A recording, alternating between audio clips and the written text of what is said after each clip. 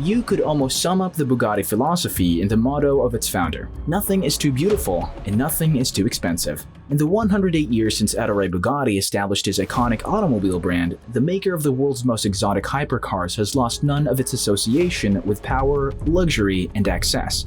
Although the company has seen some ups and downs in its long history, when it comes to car making, the Bugatti is in a whole other league. But how did a son of an artist be able to build such a massive automobile empire? In today's video, we're going to dive a little deeper into the dramatic history of Bugatti. Stay tuned.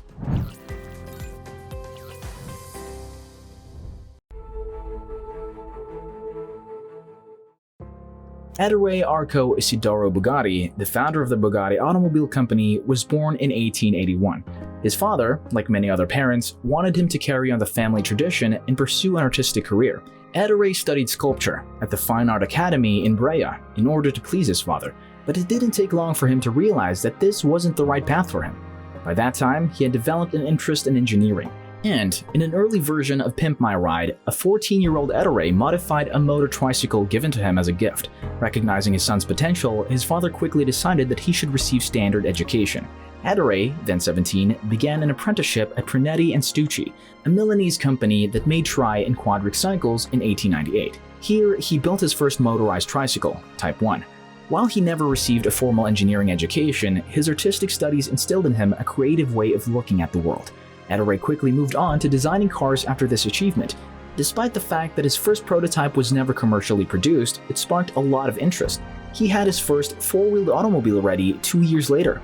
The Bugatti Type 2 had a top speed of 10 km per hour, and in addition to numerous awards, it caught the interest of Baron Adrian de Turckheim.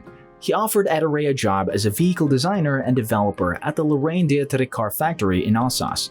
Ettore had designed and manufactured Type 3 through Type 7 by 1904. The automobiles were known as De Dietrich Bugatti. Despite selling around 100 vehicles, Dietrich eventually decided to discontinue car production. Looking for the next opportunity, Ettore partnered with Emil Mathis and established their factory near Strasbourg. But 2 years later, Ettore decided to end the partnership and set up a research center in Ilkrig Grafenstaden. There, he worked with yet another pioneering European automaker, Deutz, a German manufacturer of internal combustion engines. They collaborated on several prototypes, and Deutz was so impressed with Ettore's work that he named him Directeur de Fabrications the following year. Ettore designed prototypes 8 and 9 during this time period, but he made sure to focus on his pet projects too: fast, lightweight racing cars. By day, he developed heavy commercial vehicles with large volume engines for Deutz. By night, he worked on compact automobiles in his basement. It's in this basement that the first independent Bugatti was born, the Type 10. Ettore left Deutz in 1909, wanting to strike out on his own. He collected his severance pay, leased a disused dyeworks factory in Molsheim, and built his dream company, Automobiles e Bugatti. In 1916, Ettore lost his brother. Ettore was heartbroken, but losing his brother would not be his last tragedy. After that, Ettore created one of his greatest achievements, the Bugatti Royale, to honor his late brother. It was the longest and most luxurious car ever seen at the time, and it was decorated with a bronze replica of one of Rembrandt's famous sculptures, the famous rearing elephant.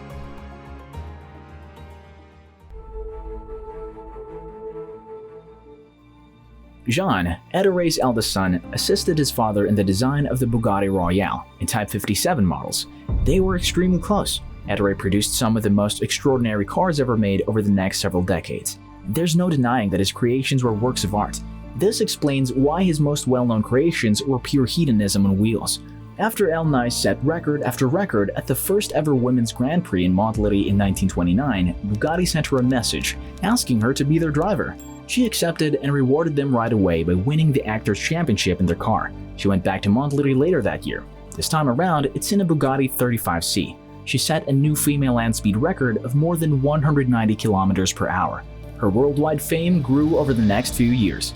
Elle had won the Women's Grand Prix title on multiple occasions, and even though her Bugatti 35C was never first in men's races, she was always the center of attention, frequently taking the spot away from the actual winners. This, of course, was great publicity for Bugatti.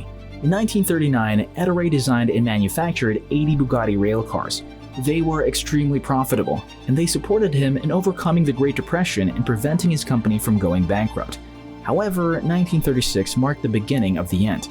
The Molsheim factory was shut down due to a national strike. With mounting debts, Ettore returned to Paris. leaving his son Jean in charge of the Molsheim plant. Things looked up for a while, but tragedy struck again in 1939. His son Jean was driving a Type 57 when he swerved to avoid a cyclist and crashed. Ettore was deeply affected by the incident. It wouldn't be long before another blow was delivered: World War II. The Nazis annexed the automobile's Bugatti factory when the war broke out. Ettore continued to design new automobiles during the war years, and he even planned to open a new factory. Despite his efforts to resurrect the company after the war, nothing came of it. Ettore eventually died in 1947 in Paris. He had approximately 1,000 pounds to his name at the time of his death. Following Ettore's death, the company declined and was sold.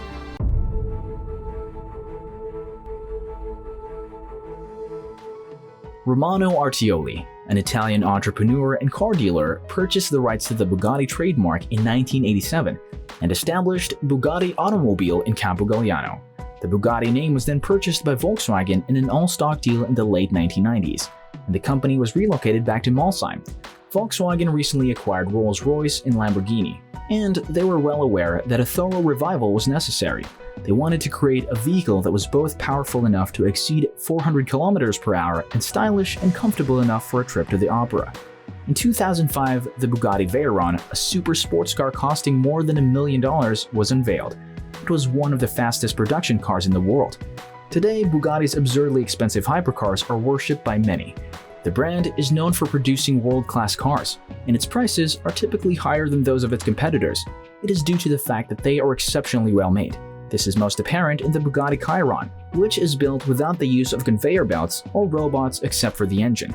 Instead, its 1,800 parts are entirely handcrafted across 12 stations over the course of 9 months. As a result, it should come as no surprise that this level of craftsmanship comes at a cost. Bugatti also takes customization to a whole new level. That's because Bugatti gives customers a dizzying array of color waves to choose from. It goes without saying that high-performance products are generally expensive, and the Bugatti is no exception. After all, the company takes pride in producing cars that are not only beautiful, but also among the fastest in the world. Bugatti distinguishes itself through the use of some of the industry's most exclusive materials. These high-quality parts include, in particular, carbon fiber for its exterior panels, various types of leathers ranging from Nappa leather to ostrich leather, and, in some customer editions, even exclusive metals such as gold. As a result, it should come as no surprise that these additions come at a premium. That's it for today. Isn't the story of Bugatti truly inspiring? Let us know in the comments section.